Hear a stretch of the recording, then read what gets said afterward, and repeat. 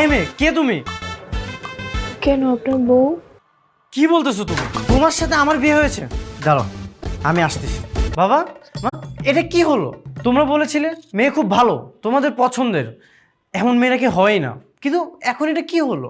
বাবা, আমি তোমাদের উপর ভরসা করে মেয়ের চেহারা পর্যন্ত দেখতে চাইনি। তোমরা কি আমার বাবা মা?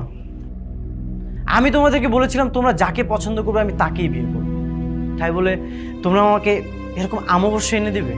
এরকম একটা কালো মেয়ে। শোন, মেয়ে সব দিক থেকে ভালো, শুধু গায়ের রংটা একটু কালো, তাতে এমন কি হয়েছে? অনেক কিছু হয়েছে। আমি এরকম কালো ভূতের মতো মেয়ের সাথে সংসার করতে পারবো না।